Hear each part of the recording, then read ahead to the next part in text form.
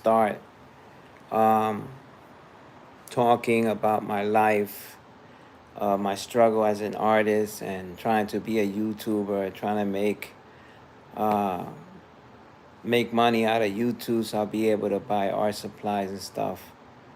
Um, Before I start saying anything, please, guys, subscribe to my channel.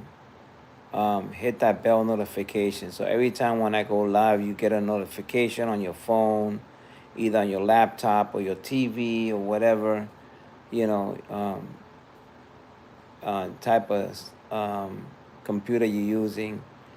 And also, give a like, man, give a thumbs up. That helps my YouTube to grow. And also, share the videos. And the most important that I would like you guys to do is leave your comments, man. Don't be shy. Say anything on your comments about my videos and my live streams, man. I really would appreciate it a lot. And share the videos to your friends and people that you know. So, what we're going to talk about is my struggle as an artist. Ever since I've been a kid, I always loved drawing and painting and stuff. I used to watch the art shows. I think I used to watch first the auction of art, when they would be auctioning these paintings and stuff. Um, Also, watching certain art shows. So I fell in love with art ever since I've been a kid. I always loved to draw and express my feelings through my art.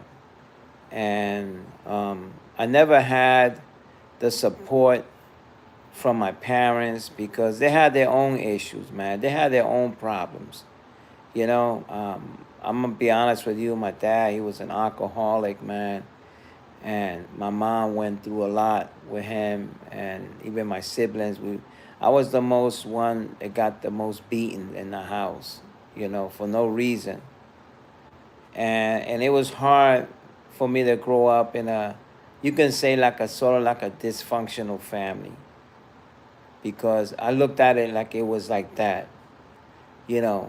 Seeing my dad come drunk in the house and start beating on my mom and all that stuff. So for me to escape from that type of life that I was living, I would turn to doing drawings, art. So I started doing my art. And in spite of that, my dad used to do all that crazy stuff, which eventually he stopped doing that, because he noticed that it wasn't good what he was doing, because we started growing up. So I would just take my mom's baking sheet of paper that she used to use it to make pasteles. Pasteles is sort of like a traditional thing that my mom used to do for Christmas. She was, with the bananas, and at that time I used to eat pork. I wasn't Muslim at that time. I was Catholic. And she would make the pasteles on this paper. So I would take the paper without her knowing, and I would draw on it with pencils. So I started looking at the pictures, the Catholic pictures that she had on the wall of Jesus. Jesus, the white dude with the long hair going like this. I would draw him. And when they started seeing me drawing, they would say, "Oh, how do you did that? Do you copy that? You put that?" I said, "No, I did it by looking at the picture." So I started drawing, started getting really good at it. I mean, they found it fascinating, but I never had the support from them. And I would use my art to escape from that terrible, terrible life. All the abuse that my dad used to do to me, man. I mean, may God forgive him, may he rest in peace. Both of them passed away years, and yeah. So it's been a struggle, a journey with my art, and ever since I was a teenager, my dad never wanted to give me allowance and stuff like that. I wanted to get money, so I would just make these canvases. I had canvases You know, whatever my mom used to give me, I used to go to the art supply store and buy some canvases and paints. And then I started doing paintings, and I would do the erotic paintings. Not so erotic, but you know, I would buy these art books from the art supply store, and I would copy off of the other artists the painting of figure of women, and I would paint them on the canvas, and I would put them outside in the street and sell it for $25 just to make extra money, man, to have money in my pocket to be able to go to the movies, you know, and buy more supplies. Then I started getting a job. Went got a job part time. I went to high school. I was going to high school. Went got a job. And then I always also, I'm gonna be honest to you, with you guys too, I have dyslexia. I had a learning disability. I had a rough time how to read and how to write. I had a learning disability. I had dyslexia. And you know, and my only to show people that I was better than them, I got so good in art that I started showing my paintings and drawings. So I started doing, hello, how are you? So I started, creating art, doing paintings. Um, I always hide my dyslexia from people. I would, I mean, I know how to read right now, I know how to read. It took many years for me to learn. I still am dyslexia. Some certain words I don't know how to read. Certain names of people I don't know how to read. Maybe you noticed that when your names popped up here, it's hard for me to pronounce them. I don't want to pronounce them in the wrong way that you guys will feel bad about it. So, but I do have that illness. But I'm an artist, a painter. If you could see, I flip the camera around, you can see my artwork. I'm an abstract painter, so you can see. So then I decided to do this YouTube thing because a lot of people say, oh, you can make money on YouTube. But when I started out, I had to get 50 subscribers to be able to go live, which you guys made that possible for me to go live, and I thank you so much for that. I'm still in the journey of growing on YouTube. I only have I don't even know what 500 subscribers so far. I'm trying to make it to 1,000 or 1,100. To be able to really get paid on YouTube, because the money if I would make that money on YouTube, I would use it to buy art supplies. I can do my own art shows, to show people my artwork and grow as an artist and grow as a YouTube artist also. Because in reality, the idea was for me to set up a YouTube channel by showing people how I paint, or even teach people how to paint abstract. I went to Pratt Institute in Manhattan. I was married at that time. I had little kids at that time. Because my ex-wife, she encouraged me to go to art school. And she said, oh, if you can make money doing that, go to art school. You'll get better. So I went. I applied for it. Took a student loan to go to Pratt Institute to be an artist. But I didn't want to be an illustrator. I didn't know that was a school for illustration. So I went. I learned how to mix certain colors. They knew I knew how to draw. And then when they put me in the class when they have a real model women come in, I was shocked, a little embarrassed about it, but I did it.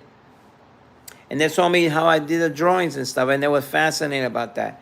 And sometimes I had sarcastic teachers that would say, oh man, you know how to draw and paint, you should teach the class. And I would get pissed, mad at them, because I had a bad temper. I tell them, yo man, that's why the student loan paying you to teach me. Why I gotta get up there? So, I remember when they took me to Central Park, because I used to also, I learned from Bob Ross how to make landscapes. You know, Bob Ross, the artist that people say that he's not an artist. To me, he was an artist. I loved his art show. I used to watch his art show all the time. I never missed an episode of his thing. And I learned from him doing also the, what you might call it, I learned also how to do landscapes through this guy. So they took me to Central Park, you know, the class and everything. And I started getting an audience of people. And the teacher, she was mean. She was so mean. And she noticed I was getting an audience, not the other students getting an audience, only me. How I was making the mountains, you know, the bridge, the trees and stuff. So that one of my classmates say, yo, Chris, because that time I used to use my real name as Chris. My middle name is Matisse. How do you do those leaves of trees? Wow, how you do that? So when the teacher saw that, my God, she came up to me and said, no, don't paint like Bob Ross because Bob Ross is not considered an artist. I want you to do brushstroke. So she took my brush and she messed up my trees. She messed it up, man. And I was so mad. And that's what broke the camel's back. And that's when I dropped out of the school, man. I dropped out. I didn't last not even 3 months at that school. I dropped out. You know, instead of them saying, encouraging me, oh, it's beautiful, it's nice, but don't do it this way, do it this way. You know, she got mad. She smeared my painting. She smeared it. She messed it up. Purposely, she did that because I was getting this audience of people noticing my work. Hi, how are you? How you doing? Welcome. So, you know, it's been rough. Then I met this guy, Robert Bullock, the coalition for people who suffer from depression, because I also suffer from depression.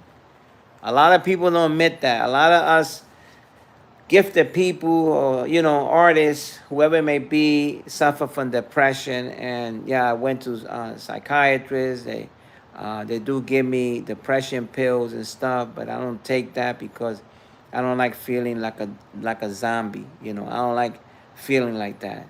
So I fight with my depression every day of my life. Every day. There have been times that I wanted to end everything, but I fight and I pray to God, please, God, take those evil thoughts away from my mind. And I fight. Drugs and so, you know, it's rough, man. You know, you have heard in the news a lot of famous singers, even people that you know that seen them in these shows, have committed suicide because of depression. But I fight every day of my life. And it's a constant struggle because sometimes when I don't paint, like for example, I was doing this painting. You know how long this painting been sitting on that thing there? I started doing this in July. I stopped because of my depression, you know. But I come back again and start working on it. So it's been a while. So I come up and keep working on this painting. I fight with my depression. Smoke weed every day. Oh, yeah. I mean, I used to smoke weed. I used to do that to calm my depression and stuff. But I can't smoke weed because of my high blood pressure. Anything like tobacco, it boosts up my blood pressure because I also suffer from hypertension. So that's why I don't use those type of drugs like weed and stuff, because I don't want to get my blood pressure high. So what I do is I fight with it, man, you know, and my only escape from is my art. But sometimes I feel depressed and I stop, but then I go back to it to create my art. So, you know, we all suffer from that, you know, from depression. I think I got that from all the abuse my father used to do to me, and Um, he will say things. He would hurt me verbally, physically. I forgave him for that before he passed away. He told me, "Forgive me for what I did to you," and I forgave him. And then he passed away. You're a painter too? Okay. I want to see some of your artwork, you know, because I love art, man. I'm in love with art. I've been doing art ever since I've been a kid, man. Ever since I've been a kid. So I've been doing art for the longest. Yeah, so now my journey is also this YouTube thing, man. You know, it's hard. It's hard to be honest with you, because sometimes I don't know what kind of videos I should do. I mean, I do a lot of the short videos, like, you know, I put the Elvis Presley thing, music, different music from the 80s, because I grew up in the 70s to the 80s. And also, I love music a lot too. But I like music which is nice, not the crazy ones, not the gangster music. I don't like that. So yeah, so it's a struggle, man. Every day is a struggle for me. Every day. You know, I'm also divorced. Um, I used to own a store with my ex-wife, a grocery store here in Philadelphia, a corner store. We was doing pretty good, and um, one thing led to another, and we end up getting divorced. She ended up with everything. You know, when you get a divorce, the woman always end up with everything. I didn't end up with anything. I had to struggle also. That also put more pressure on my depression, more pressure on what am I going to do to survive. Um, you know, she kicked me out the house and everything. It was hard, man. It was hard. But I thank God now, you know, I'm doing okay. Got myself on my feet. Got my own studio here. You know, I live by myself. And right now I'm struggling to try to make it as an artist, to make a living as an artist.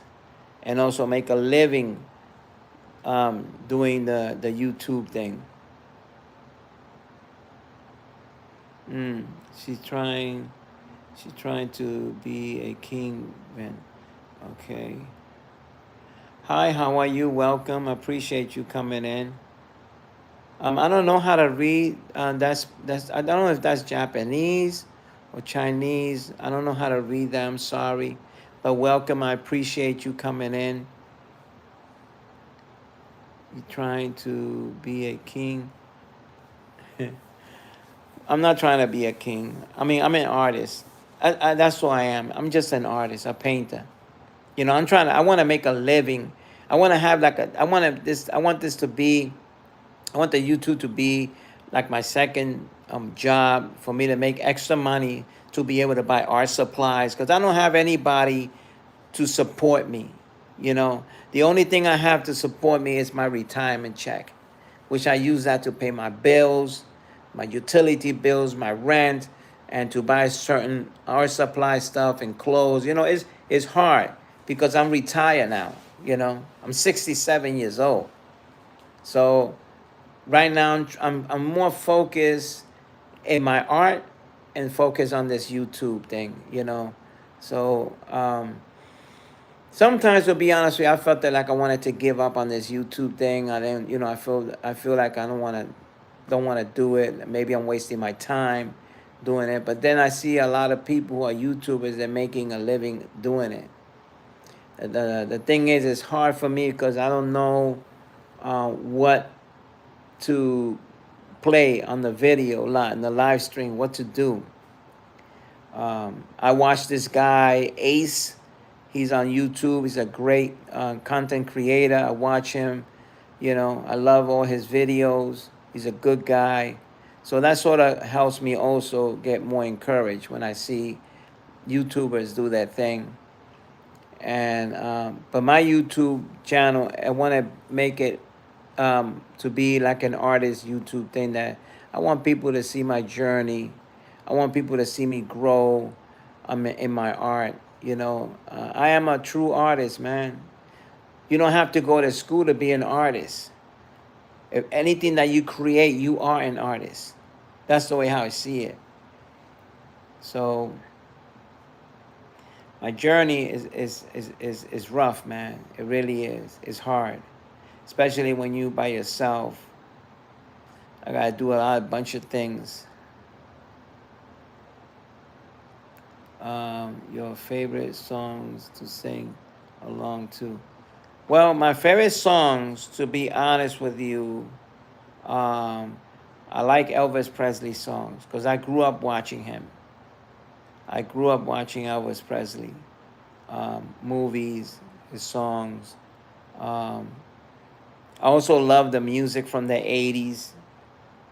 I like Daryl Hall and John Oates music. I like his music, Daryl Hall and John Oates. I remember I never had a beard. I only had a mustache. It was a little thick. I had a lot of hair. That time I had a lot of hair. I shaved my head. I still grow hair out of my hair. Still grow hair, but I decided to shave it. I don't know why. I guess maybe, I don't want to go to the barber shop, so I shave my hair. They were used to say that I looked like Daryl Hall.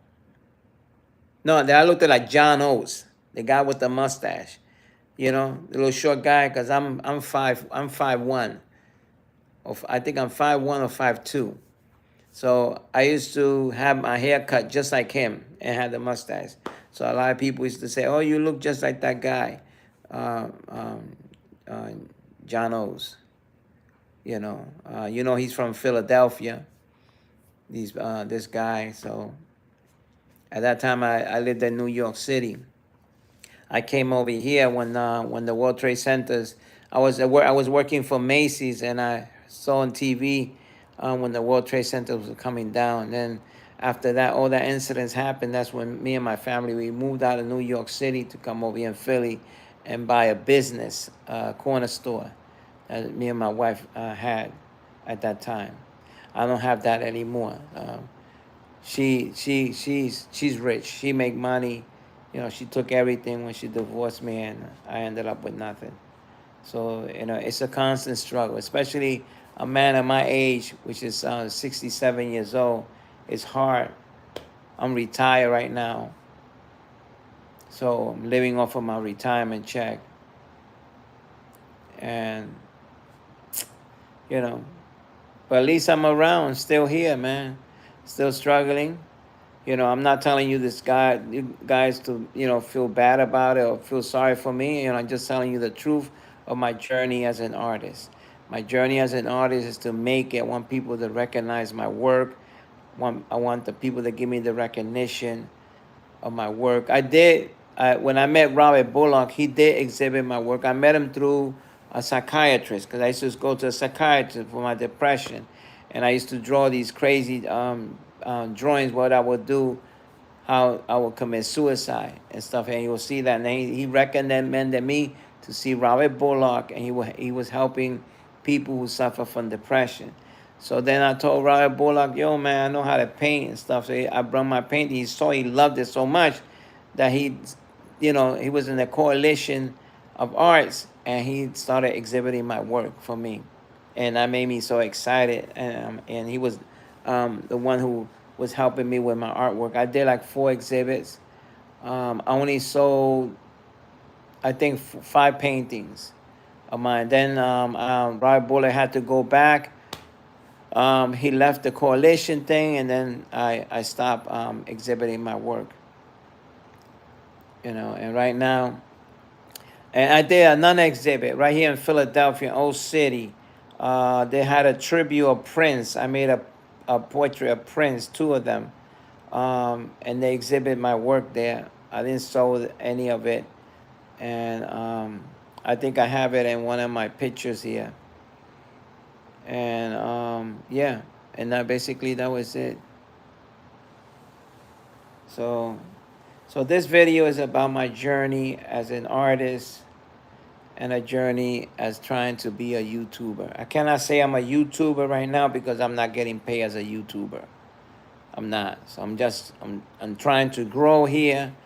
I'm trying to see if I can get more subscribers. Maybe that will help me get into the program where YouTube paid content creators. So I'm trying my best, man. For real, I am. I'm gonna be honest with you. I'm trying my best, guys. So if you like this video, I'm gonna get off right now. If you liked this video and you liked it, what I was talking about, please, guys, subscribe, give a like, share the video, and I'll see you next time in my short videos. Thank you so much. I love you, and I'll see you next time.